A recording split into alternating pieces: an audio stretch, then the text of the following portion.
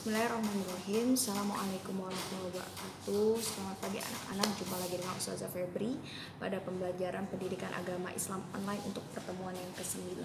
Hari ini Ustazah akan menjelaskan materi tentang mempercayai bahwa Allah itu ada. Tetapi sebelum Ustazah mulai materi, ada baiknya kalian yang belum like video Ustazah, kalian like, kasih jempol, kemudian bagi yang belum subscribe yang warna merah di bawah, kalian bisa subscribe agar channel Ustazah terus berkembang dan bisa lebih baik lagi ya. Terima kasih bagi yang sudah subscribe. Nah, kita mulai aja pelajaran kita pada pagi hari ini, yaitu tentang mempercayai bahwa Allah itu ada ya. Kalian percaya nggak bahwa Allah itu ada? Harus percaya dong, karena mempercayai Allah itu ada itu wajib bagi setiap muslim ya, karena merupakan salah satu dari rukun iman ya, iman kepada Allah ya. Nah, kita juga harus percaya. Bagaimana cara kita percaya bahwa Allah itu ada? Jangan melihat Allahnya, tetapi kita melihat ciptaannya ya. Allah menciptakan manusia, kemudian Allah menciptakan hewan, kemudian Allah menciptakan tumbuhan. Itu tandanya Allah itu ada, karena tidak mungkin kita, hewan, kemudian tumbuhan itu ada dengan sendirinya termasuk alam semesta ini, tetapi ada yang menciptakannya, yaitu Allah Subhanahu wa Ta'ala ya.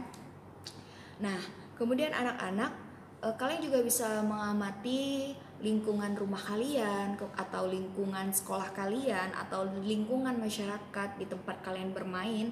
Kalian bisa mengamati baik itu hewan, misalnya ada kucing, ada kelinci, atau ada kupu-kupu ya. Siapa yang menciptakannya? Tentu Allah ya. Kemudian kalian lihat ada pohon, ada rumput-rumput, ada bunga yang sangat cantik. Apakah tercipta dengan sendirinya? Tidak, tetapi yang menciptakannya adalah Allah. Kemudian kalian melihat orang tua kalian, adik kalian, kakak kalian, ayah kalian, dan kalian sendiri, kalian lihat di depan cermin. Siapa yang menciptakan kalian? Adalah Allah Subhanahu wa Ta'ala.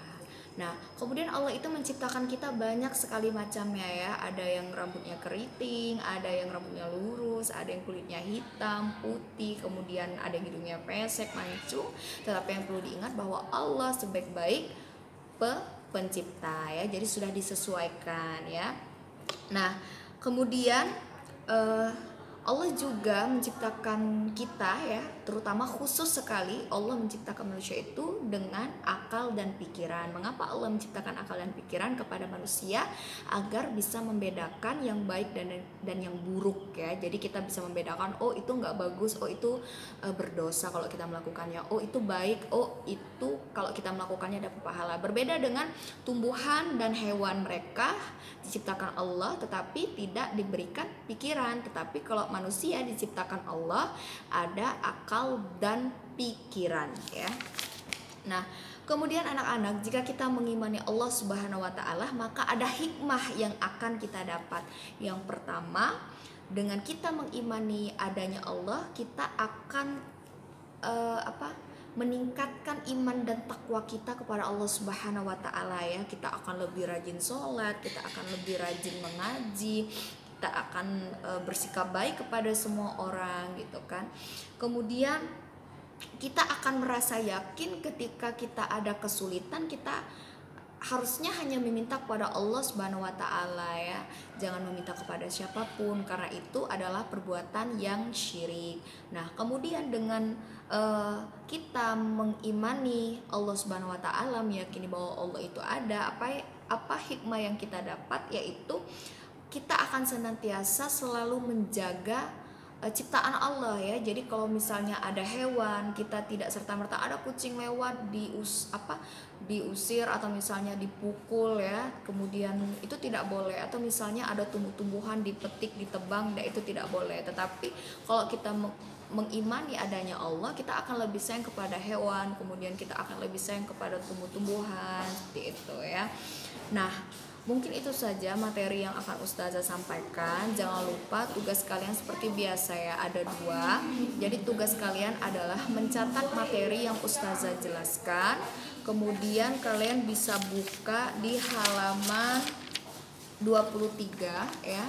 Jadi di halaman 23 ini anak-anak, kalian kerjakan di bagian B-nya ya. Ada soal 1 sampai 5, kalian bisa kerjakan. Kalau kalian ada bukunya, kalian bisa kerjakan langsung ya, buku fotokopian maksudnya. Tapi kalau kalian pinjam dengan buku sekolah, berarti kalian bisa kerjakan di buku tulis agama.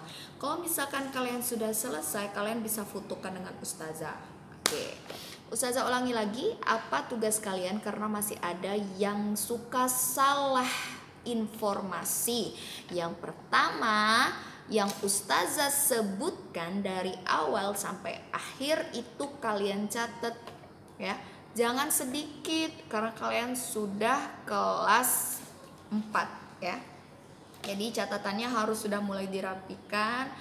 Kemudian tugas kalian yang kedua adalah mengerjakan soal di halaman 23 sebanyak 5 soal. Kalau kalian sudah selesai, difotokan, kemudian dikirim ke WA ustazah seperti biasa. Ustazah tunggu sampai jam 8 malam. Oke anak-anak, selesai juga. Semoga kalian paham, semoga kalian mengerti, dan jangan lupa terus semangat dan tetap belajar di rumah meskipun pandemi COVID ini. Dan kita doakan semoga corona segera berlalu dan kita bisa bertemu dan belajar bersama lagi. Ustazah akhiri dengan wassalamualaikum warahmatullahi wabarakatuh.